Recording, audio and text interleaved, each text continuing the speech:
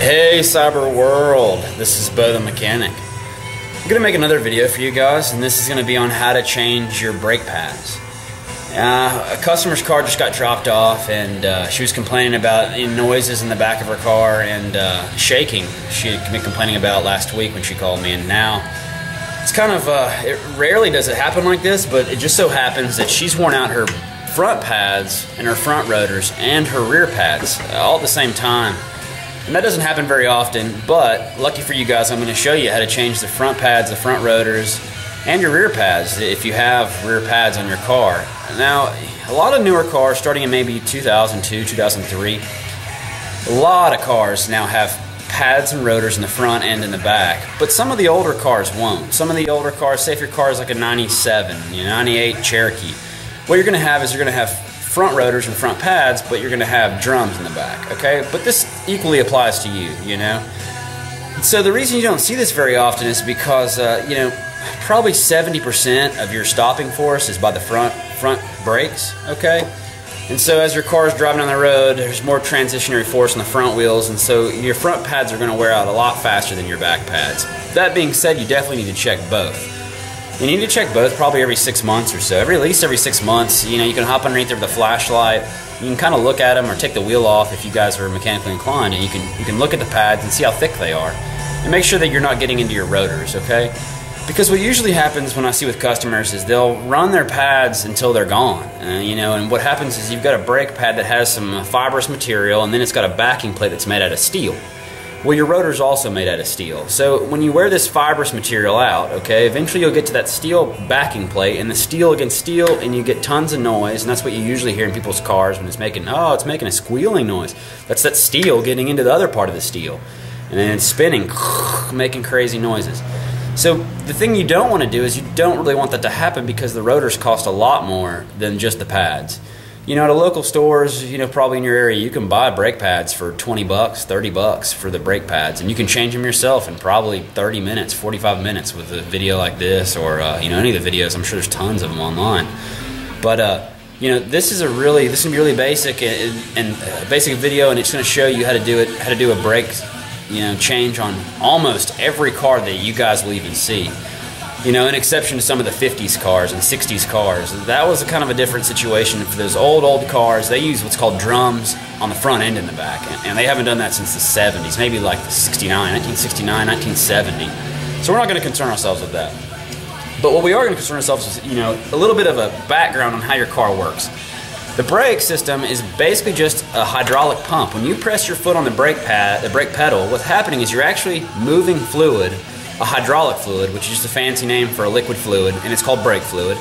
You're going to move this brake fluid when you press that pedal and push it around the car, to the front wheels, to the back wheels, and it's going to slowly, sandwich some materials against those rotors, and it's going to slowly stop the car. And so it's not really that complicated, and anyone can really do this. I'm going to show you here really quick what we've got.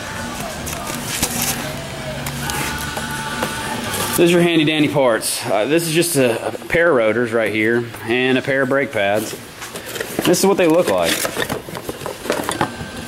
These are front pads. And this is that fibrous material that I was talking to you guys about. As you can see, there's the fibrous material, okay, your actual brake material, and here's the steel backing plate. Now when you run through this material, that's what you're going to hear. You're going to hear this steel material engaging these metal rotors, okay? And I've got tons more rotors over here. Let me show you some that are already open. These are all ones that have already failed. You see? And so when you hit steel against that other piece of steel, you're going to hear noise, okay? That's basically what you're hearing when you guys run your brake pads a little too long. Okay? But let's talk about one other thing really quick. How do I know when my rotors are messed up, okay? That's another thing that I see. People don't really understand how the rotors get affected. Well, let's say that you run your brake pads too long, like I said. You run this material too long, you get down to the steel part of this, and it gets into the metal rotor, okay? It's actually going to etch into the steel, and it's going to cut grooves in it, okay? And when you cut those grooves in, there's no real way to get those removed. Some people, there are some people who will turn, it's called turning your rotors. But the problem with turning your rotors is all you're doing is grinding more and more and more material away from the rotor. And the rotor is what actually stops your car. So the thinner this gets, the faster it's going to warp. So, you know, it's kind of like a lose-lose. You know, nowadays you can buy rotors for pretty cheap. You know, you might be able to buy these brake pads for $30, but you can get these rotors for probably 20 bucks each, 30 bucks each. So for less than $100, you can buy new rotors and new pads for the front of your car, pretty much no matter what car it is, you know. So let's say, you know, you're driving down the road, and this is another common thing that I see from people. They say, hey, I was driving down the road and I pressed the brakes and my car shakes. Well, that's really indicative of having warped rotors, what's called warped rotors. Here in Tennessee, which is where my shop's at, we see this a lot, okay? People go up and down mountains constantly and they ride their brakes, and then you get to the bottom of a mountain and you just dropped maybe 2,000 feet in elevation, and you've, you know, been riding your brakes, touching them over and over and over again. You get to the bottom of the mountain, there's all this stored heat, okay? And then you roll to a red light, okay? And you're sitting out at a red light at the bottom of a mountain. Well, these brakes, okay, are still smushed against this rotor, okay? And there's no air moving past the rotors because you're not going anywhere. You're just sitting at a stoplight or a red light, okay? And so say you sit there for a minute or two and these things are scorching hot, and they'll actually slowly over time, they'll put little warps in it where this part didn't cool as fast as the rest of the rotor because the rest of the rotor doesn't have this scorching hot material holding it. Okay, so a lot of times what you'll see is warped rotors. And like I said, one of the ways that you'll be able to notate this is, you know, say, oh, I was driving my car and it's fine when I'm driving normally, but as soon as I put my foot on the pedal and I try to stop at a red light, the car kind of shakes in the front. You can feel it through the steering wheel and you can feel it through the pedal a little bit. And that pulsating feeling and that shaking feeling you're going to feel is actually warped rotors, okay? And so this would be a perfect video for you to show you how to just change your rotors really easy and change your pads. You know, a lot of people ask me, well, you know, can I just change my rotors? Well, no, you can't just change your rotors. You're going to have to change your rotors and your pads. You wouldn't want to change the rotors and put some pads that have already worn in some weird way. Maybe they've worn sideways a little bit or from sticking calipers or whatever. So what happens is you always change your rotors and your pads as a set. You don't do just one at a time. You can't just do the driver's side left, okay, and not worry about the right. I've seen people do that. I've seen customers come in here with cars like that. You don't do that. That's not how it works, okay? You change, you know, everything in the front. You change the rotors in the front and the pads in the front all at once, or you change everything in the back at once. You don't just do one side at a time.